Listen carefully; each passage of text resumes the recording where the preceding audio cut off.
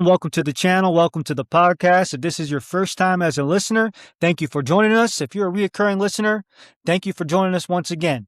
If the subject and the contents of coaching, leadership, and team is something that you're passionate about, it resonates with you, think this channel is a great fit, think this podcast is a great fit, give us a like, give us a subscribe. Have a great day. How's it going? This is Keanu Yamamoto with the Coachers Podcast. Sitting here with Coach Tom Johnson, head boys basketball coach for Barlow High School. Coach, thanks for jumping on. Please tell us about your family, journey, background, all that good stuff. Thank you for having me. I appreciate it. I was born in Portland. My parents were products of the Depression. My father was born in 1919, my mother in 1920. My mother lived in North Dakota. My father lived in Kalam, about 45 minutes north of Portland, and he worked on a dairy farm, provided milk to the community for four decades.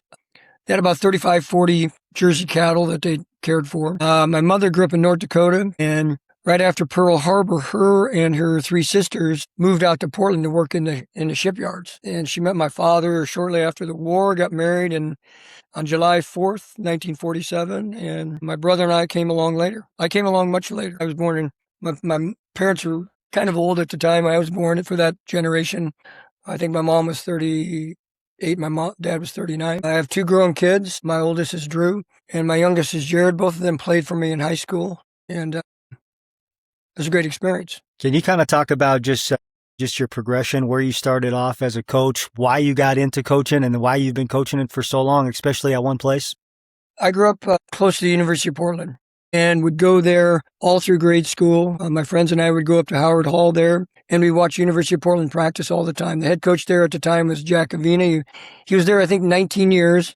He always welcomed us, and I loved basketball. Started playing in the 5th grade, as well as other sports, but basketball was my favorite. I played in high school, played in college, and then in 1980, I took a position in Lebanon High School as an English teacher and a freshman B basketball coach, and kind of learned on the fly. I learned, first of all, that coaching is a whole lot different than playing, and had a great mentor in Dan Jordan, who was the head coach at the time, and another gentleman by the name of Dave Winters that helped me understand the way to treat athletes and the way to keep kids accountable. So then after Lebanon, how many years did you spend at Lebanon? And then let's talk about a little bit. Years. I was 3 years and as an assistant coach. And then when I was 25, Dan stepped down. They offered me the position, and I was there for 3 years. I kind of wanted to get back to the Portland area. So when the job opened up at Barlow, I applied and was fortunate enough to get it. Talking about that first head coaching experience, what was something that took you by surprise as being a first-time head coach? It took me by surprise. I don't know that much took me by surprise. I mean, I played 4 years collegiately, and I worked under Dan for 3 years. I think probably the thing that I wanted to focus on the most was developing relationships with our players. I thought that was most important, and I still think that's most important. Yeah. Can you kind of talk about maybe just your overview coaching philosophy from when you took over at Lebanon to now year 40 going on as a head coach at Barlow? Well, I've always believed that, especially in high school, that athletics is an extension of the classroom. The big difference is when you're involved in athletics, you have a captive audience. I taught language arts for years and years, and at 7:35 in the morning in freshman English, that's not a captive audience, okay? But the kids that come out for basketball are there because they want to be there. And I think when you are working with kids that are passionate about something, you have an opportunity to teach them a lot more than just the fundamentals of the game. So, our philosophy is built on values that I think are timeless and passed on from generation to generation. We want to create a culture of values in anyone we respect, such as honor, passion, service, and legacy. And then we also want to embody the spirit of hard work and toughness, coupled with loyalty to represent not only the ideals of current players, but those that came before us. So that's kind of my philosophy in a nutshell. It hasn't changed a whole lot in the 40 years I've coached. That's good stuff, Coach. So I got honor, passion, service, legacy, coupled with hard work, toughness, and loyalty. Am I missing any of those? No, but I can tell you there's a whole lot more you could throw in there. Yeah. I have my team choose core values, and I have a list of core values that I want them to vote on. And we end up with 4, and those are kind of our mantra for the season. Were there any, cross over from how you taught your English students to how you went about your approach on the basketball court? Oh, a lot, a ton. Yeah. Yeah. First of all, I love the classroom. Absolutely love teaching. A phrase we use a lot with our team is relational excellence. We want our kids to exhibit relational excellence, whether it's with their friends, their classmates, the administration, the custodial staff, their parents. And that's the same thing I mention a lot in my classroom, that we need to treat everybody well. So, I mean, that's just one of the many things that cross over between the classroom and the court. Yeah. Coach, obviously been coaching for a long time, man. At what point throughout your career did you feel really comfortable about, this is who TJ is as a coach, this is who I am, this is what I stand for? I don't know that I ever felt that way as a coach, because you're always working to get better. I did feel that way as a teacher. And it's probably about year 6 for me. And I would say probably about year 6 for basketball, I felt a little bit more at ease, where our program was somewhat established and we're pointed in the right direction. Yeah, there you go. Who has been some of your greatest influences throughout your coaching career? Well, first of all, my father. My father, extremely hardworking man of few words, but he's probably the most moral man I've ever known. And growing up by the University of Portland, the head coach there, Jack Avina, was a huge influence on me. Like I say, I started watching them practice in the 5th grade, 6th, 7th, 8th grade, all through high school. I'd go up after our practices. And then I worked as camps for many years after that. My high school coach at Roosevelt, Ernie Holman, was also a big example. And my brother as well. My older brother has really been a role model for me over the years. That's good stuff, Coach. Throughout your career, I'm just speaking about my short coaching career thus far. Was there ever a point or points throughout that career where you're like, man, is this really for me? Should I really be doing this? And if you got to that point, what kind of talked you back off the ledge? Yeah, that'd be about every year. Coaching is, you put so much into it. It's hard. And sometimes it's difficult, but I think we were born for difficult things. And so, but I've been surrounded by amazing support from our administration to my assistant coaches, to the parents, to former players. And that support has meant the world to me. I've been really fortunate for years and years to have great assistants, for many for more than 20 years, one for more than 30 years. So that their support has been absolutely paramount for me. Yeah, just kind of to touch on that, if you're trying to hire an assistant, what are some of the qualities that you're looking for in an assistant coach? I would say, well, being able to communicate well with kids. And it goes back to that relational excellence, that they are able to communicate with kids, that they have a high level of humility, and then probably maybe most important is loyalty. I've never had any coach at all try to undermine me, and they've always supported me. Every coach I've ever had has always shown me support. So those 3 things are really important: relational excellence, humility, and loyalty. Yeah. How did you come across the word relational excellence? Is that something that you came up with? Is that something you've seen? No, everything I'm telling you is stuff I probably read or learned from somebody else. I heard it at a coaching clinic. Gotcha. Coach talk about it. And I can't remember who it was or where it was, but several years ago they used that phrase. And I thought, that's a really good phrase. Yeah, no, it is. We kind of talked about, some of your greatest influences. Let's look kind of just outside the framework. Are there any outside resources, books that you're reading, coaches that you listen to, podcasts that you listen to, anything about coaching, leadership? Oh, yeah. I listened to Bubba Lemon's podcast yesterday. I listened to a lot of podcasts. Yeah. I read a lot of books. I've read most of the Wooden books and Krzyzewski and so forth. And I listened to different coaches being interviewed. Really disappointed that Mike Tomlin is not going to coach next year for the Steelers, because I love listening to the way he communicates with us about his team. Yeah.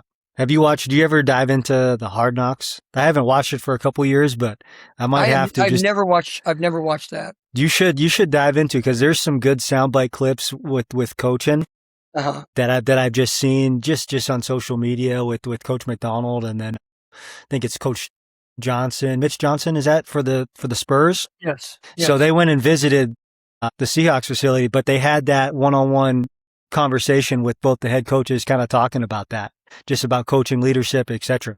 So that's definitely going to be something I'm going to dive into here soon. Mm-hmm. What would you say is, some of the greatest challenges within coaching? Well, constantly we're talking about being unselfish. And That's the biggest challenge. And I think inherently we are all selfish to a degree, but constantly emphasizing the importance of, I think of all the things we teach as coaches, unselfishness might be the most important thing to teach. And then that's probably the biggest thing. Yeah.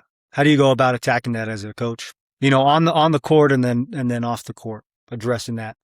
Daily and directly. If I sense some unselfishness, I will directly talk to that kid. Individually after practice or whatever, and then daily we start every practice with a handout. We call it a Bruin brief, and a lot of times it will reflect on what our team's going through. For example, if you won 4 or 5 in a row, the Bruin brief might be on humility and don't think too highly of yourself, because pride can be a downfall. Or if we've lost a few games, it might be on resiliency.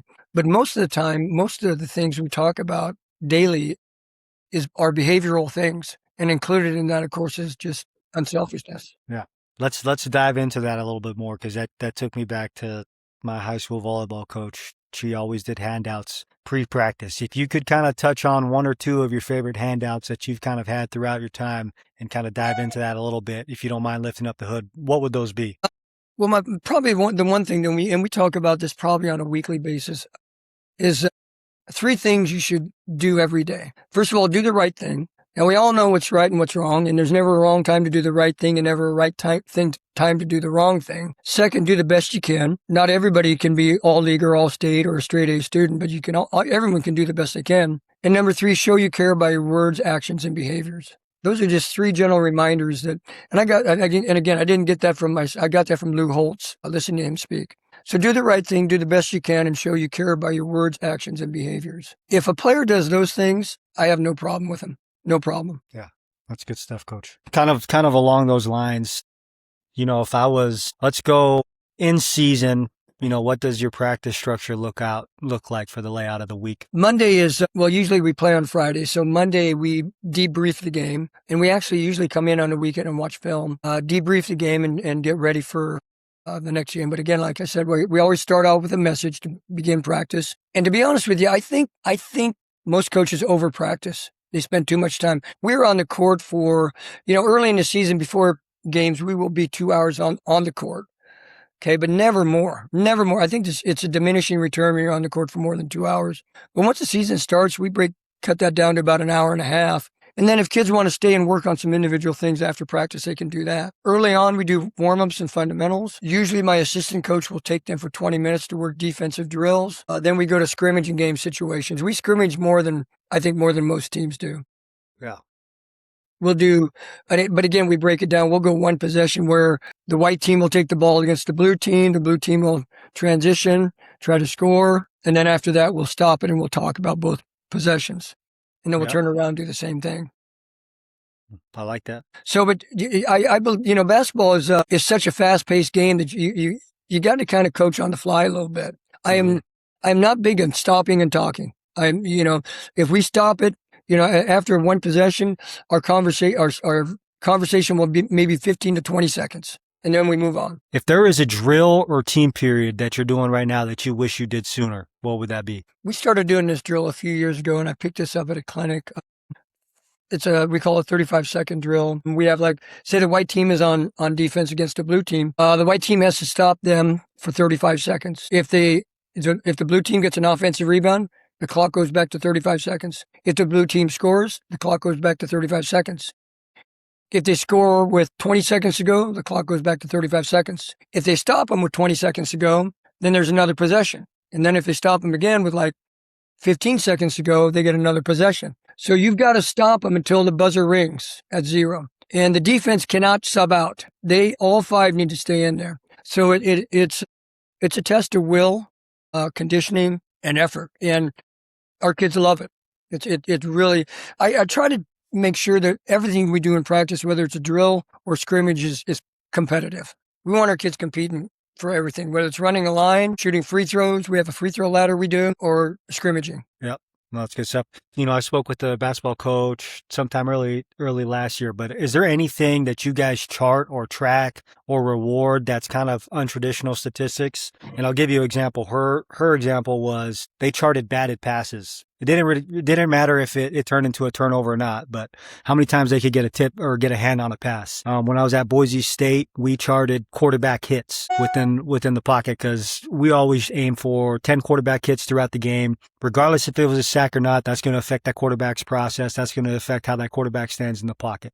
Is there anything that you guys track that's a little bit untraditional, or that might not be just... I wouldn't say untraditional. I will say this. I have been keeping, when I coached under Dan Jordan at Lebanon, he had a stat sheet that he kept for every single game. And I spoke at a coaching clinic several years ago, probably 20 years ago, Western Oregon, and I asked, how many of you keep stats your game? Now, this is 20 years ago. I bet maybe 20% of the hands went up. And I've got a stat sheet for every game I've ever coached, filed away, because I believe in, I believe the statistics tell a lot of the story.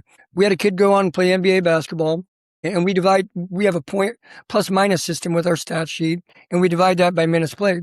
And the highest player ever on the performance sheet was Freddie Jones. Well, he went on to play NBA basketball. Okay. The next one was a kid that was first team All-State and so forth. So I've always been big on statistics. I'd say the one thing that we keep defensive charges as a stat. Yeah. We think, and if you get a defensive, for a rebound or a steal, you get +1 for that, but we give +2 if a person gets a defensive charge. Yeah. Why is that? Just because of the momentum shift and the turnover?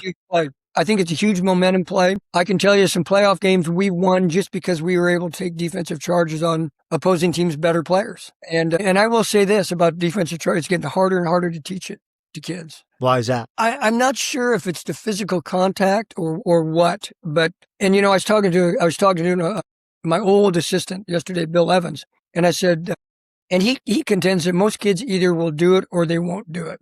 And I think there's a lot of truth to that. But I also think you can teach them to do it. So we're not going to quit teaching them how to do it. Yeah. Going back to Bubba's conversation, and you might remember this a little better than I did because you just listened to it recently. But one of the things I thought it was interesting was he wasn't a big proponent on calling timeouts to stop momentum. And I thought that was really interesting where he let his players work through that rut. But where he did call timeouts was after a big play that happened, like a dunk or something like that. Mm-hmm. So now the opponents have to kind of revel in that moment, and the fans and the players can kind of soak that moment all in. Kind of talk to me just a little bit about, momentum, and especially in the game of basketball with so many violent swings, just because of the pace of play and just how the game is. Well, I think a little bit of it depends on your team. If I have an inexperienced team, and I have a 7 and 12 rule. So if we get down by 7, we call a timeout. If we get down by 12, we call a timeout. So I do call timeouts to try to quell the momentum of the other team. If I have an experienced team and we get down by 7, I may just let them play through it and challenge them without using the timeout. I think that kind of intrigues me what Bubba said about that, because I had not heard that before. You mentioned it a little bit before, talking about your practice and it being fast paced and not a lot of standing around. If I were to come watch your practice, or another coach were coming to watch your practice, what do you want us to take away about the identity of your team just from how you guys practice? Well, that's actually something that we talk about as a group. And when we pick our core values, those are the things we want. And I can tell you, like last year, our core values was, number 1, be competitive, that we're striving to be the best for not only yourself, but for others. The other one we had was unselfishness, putting the team first, relational excellence, which is treating everyone with respect and dignity, and then resiliency. And part of relational excellence too is being physical with each other. A lot of slap and fight, patting guys on the back, on the rear. Those are our core values that we had a year ago. And that's the question I posed. I said, if somebody's going to walk into our practice, what do you want them to see?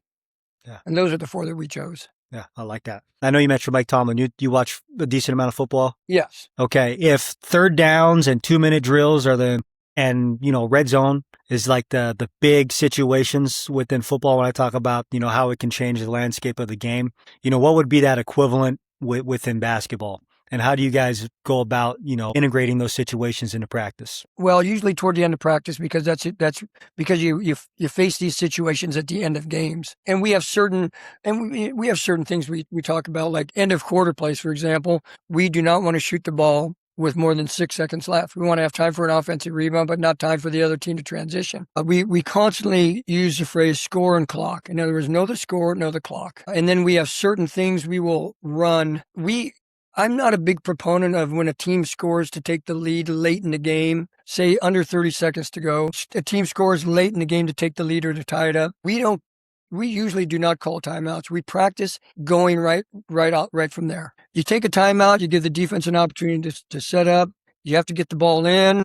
The defense might change. So we want to get the ball and go in those situations. Now, if there's less than 5 seconds and they score to tie it or take the lead, then we will work on those situations. We'll call a timeout then, and we'll work on those situations. Yeah.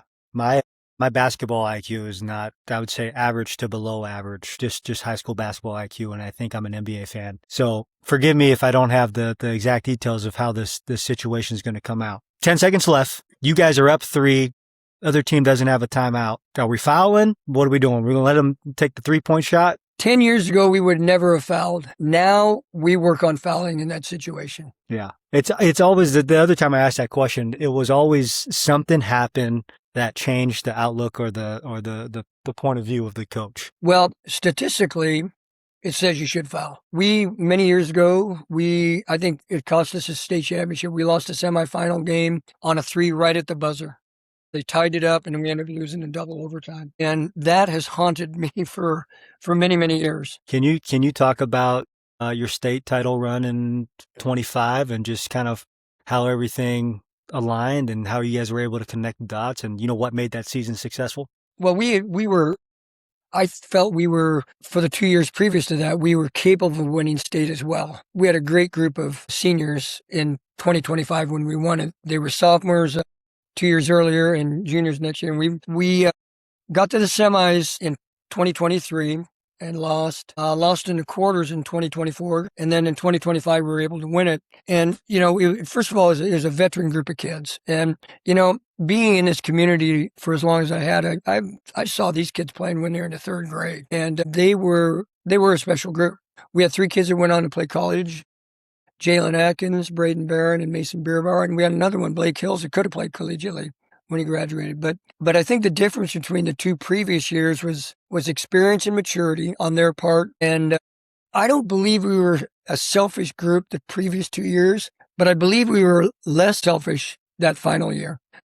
Guys understood that in order for us to be successful, and we also bought in defensively more so. And again, I think that's more the maturity on their part than it is the coaching on our part. Yeah. You were talented. If we did not win it that year, that probably would have been on me because we had the most talent in the state. Yeah. If you could coach any player, past or present, who would it be and why? Could be someone in a different sport. Could be a Hall of Famer. The first one that comes to my mind is Steph Curry, just because he plays with such joy and passion. This is a game, and it's meant to be fun. And I know that, and sometimes I've got to remind myself, hey, the state of Ohio every year does a poll with 10,000 high school athletes, and they ask them, the first question they ask them is, why do you play sports? Number one answer is because it's fun, and it should be fun at the high school level. And I think part of my responsibility as a coach is to make sure that the kids are having fun. But sometimes we get so caught up in our successes and our failures that we miss how important it is to be joyful and passionate about what you're doing. That's a great answer. And that just kind of triggered another question for me. Obviously been around the game for a long time. You mentioned that group of 25, how you watch them from 3rd graders, and fun just being one of the most important elements of sport in general. I guess for you, just with your experience, at what point, what's that age where, okay, it's now winning becomes a little bit more relevant? Like, is that right when you reach high school? Is that middle school? Like at what point is winning become a part of the equation as opposed to just the development of the athlete? I would say at the varsity level, we want to develop athletes at the freshman and JV level and give kids an opportunity to play. But this is a competitive venture. And I think at the varsity level, you want to put your best kids out there. But I will say this happened about 15 years ago when I was doing some reading. We want our kids to identify themselves with character traits, whether it's hardworking, competitive, focused, accountable, courageous, respectful, appreciative, humble, patient, loyal. I mean, just character traits. We want them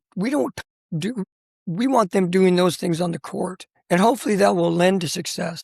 We rarely use the word winning when we talk in our program. I heard Kobe Bryant talk about this. They asked him, what do you what are you? Are you the guy that hates losing or loves winning? And he had a great answer. He says, I'm neither.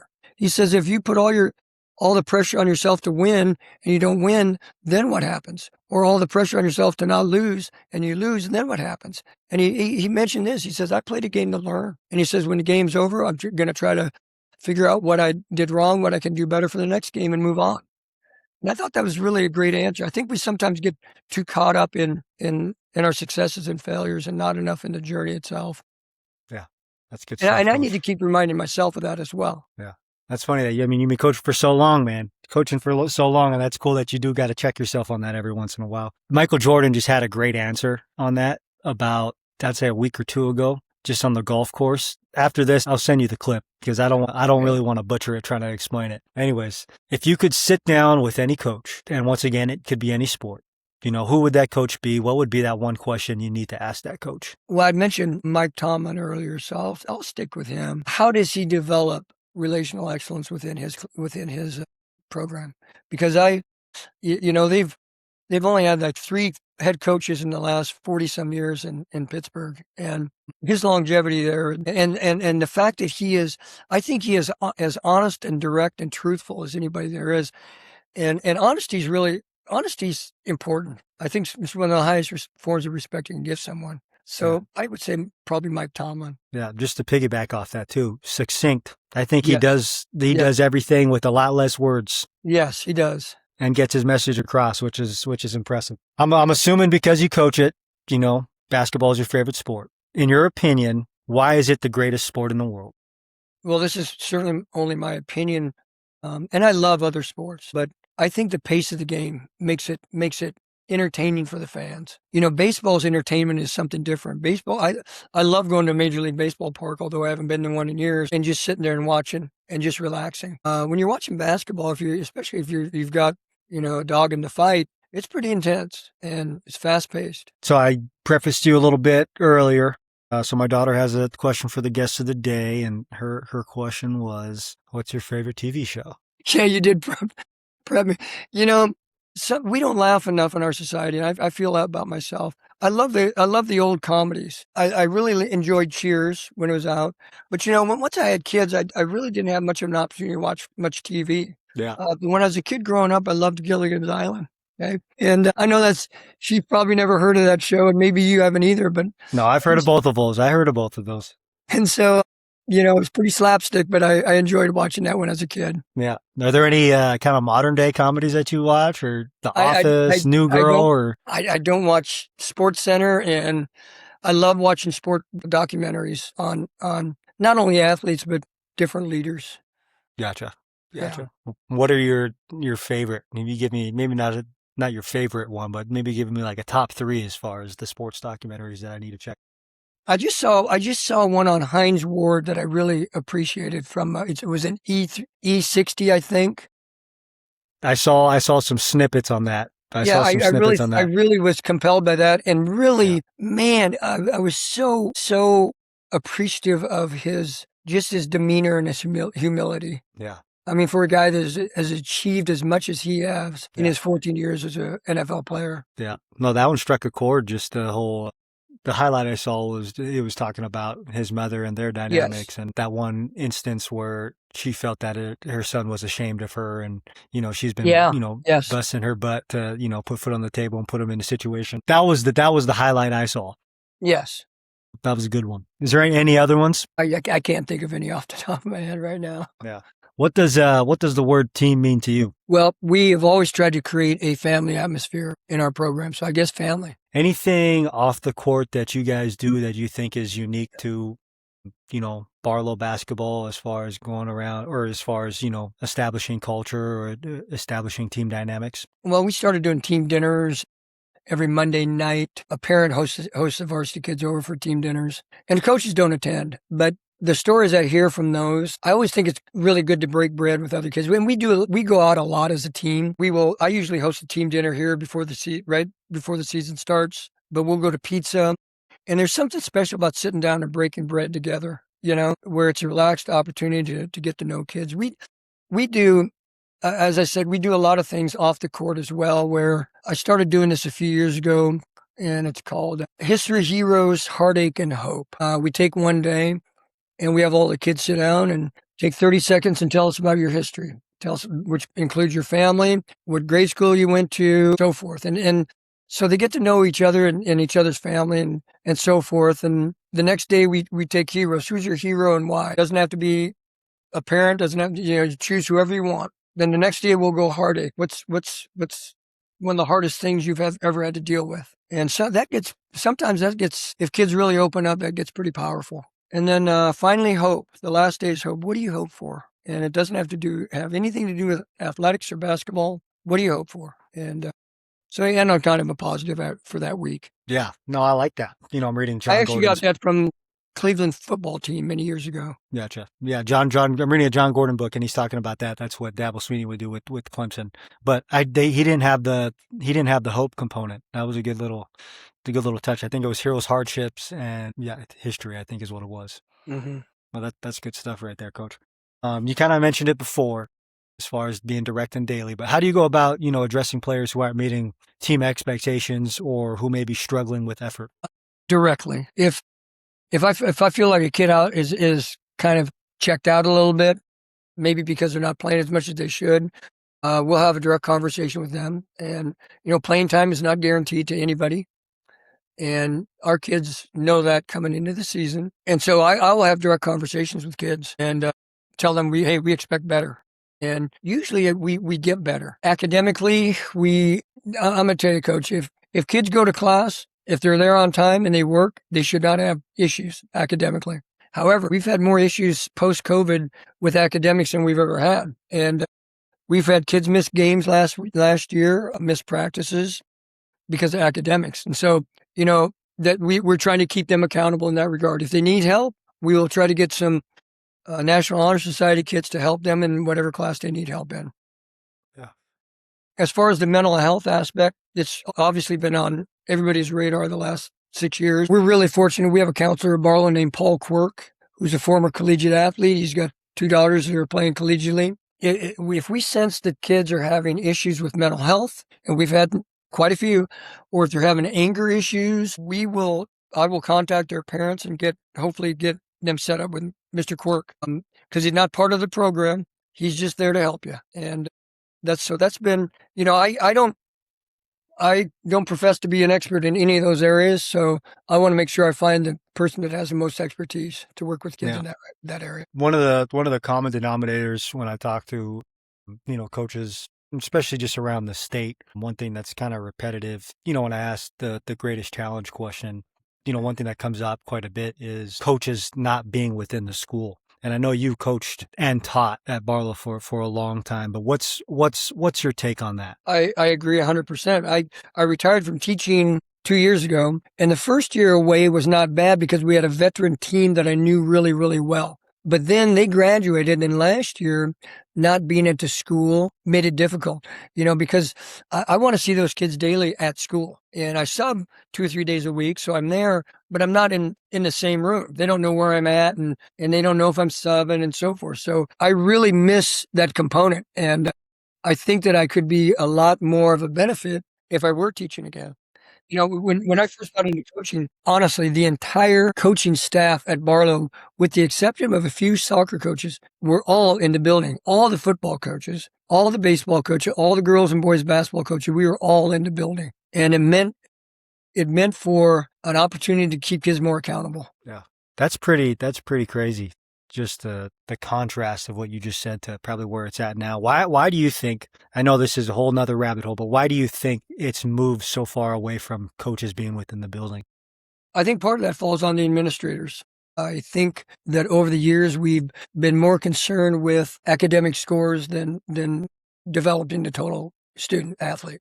Okay. And so I think some of that falls on the administrators. I think some of it falls on the fact that coaching is hard. Dealing with parents, dealing with disgruntled athletes, it's not an easy thing to do.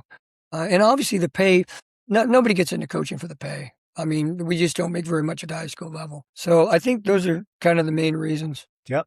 What do you do when your team faces a setback or a bad loss, what does that communication look like to them after the game or the following day at practice? Disappointments give us the greatest opportunity for growth, and let's use this to make us better. I challenge them, and I do believe that. I mean, we grow the best when we go through difficult situations, unless we just shut down. Can you kind of talk about just your captain process or how you go about establishing shared leadership within the team? I tell every senior that they are a captain. We have certain athletes that I choose as captains. We don't vote on it. I've always done it myself. So that's nice and simple. I like it. But I think that every kid that plays in our program can put down as a senior that he was a team captain. Oh, that's good stuff, Coach. If there was advice you would go back and give your younger self, what would some of that advice be? Maybe listen more. I think I've done a better job of that recently, but I've always tried to be a player's coach. In other words, if I were a player, would I want to play for me? And so I've always tried to give kids some freedom when they play and affirmation. But I also think that it's important as coaches that we listen to our players. That's good stuff right there, Coach. Is there any other, acronyms or quotes or values that you guys kind of live by? I know you shared quite a few throughout this conversation, but maybe, personally yourself? Well, I like to quote that nobody cares how much you know until they know how much you care. I've always tried to show people I care. Yeah. And our athletes as well. Okay. This one just came to me. I asked it to another basketball coach. In your opinion, what is the most important position within the game of basketball? Point guard. That was easy. Easy. There's an old saying, the king will give his kingdom for a good point guard. Who said that? Was it Magic? I don't know. John Stockton? Who said that? Tom Johnson said that? That was the first time I heard that was from my old assistant, Bill Evans. Say that one more time. You said a king will give his kingdom? The king will give his kingdom for a good point guard. And I've been really fortunate over the years, but I think, and we've got two kids that are really solid point guards this year but it's so important at the high school level. Good point guards will keep you in a lot of games by not turning it over, not taking bad shots, by elevating communication, all those things. And it's hard to develop good point guards. Point guards are usually they're born. Sometimes they're not made. Okay. Yeah. Years ago, we had a kid by the name of Jared Price. I remember him as a third grader coming to our camp, and this kid could look one way and go the other way. He could do things at the third grade it's hard to teach high school kids. He was just innate about handling the ball and passing at the right time. It's amazing that it's really, and I was a point guard, but I was very average. But it still amazes me when players don't deliver the ball at the right time. Guys are only open for so long, and when they take that extra dribble or they're just slow getting rid of the ball, it drives me crazy. So yeah, good point guards will keep in a lot of games. Yeah. All right, last hypothetical here. 15 years from now, when you finally decide, maybe 20 years, when you finally decide to hang it up, right, and you're at your last senior banquet and you give your last speech, what's the last thing that you're telling what's the last parting wisdom? What's your drop the mic moment? Well, it would be something to do with unity and love, I'm pretty sure. But I would have to give that some. I guess I got 15, 20 years to think about that. Is that right? I don't know. You tell No, me. I'm kidding. No. You tell me. It'd probably be something along that line. Gotcha. Awesome, Coach. Well, I appreciate your time. Thanks for hopping on. Do you got any questions for me? I'll turn this around, I think, by Friday and release it on Friday. Okay. No questions. I appreciate your time very much.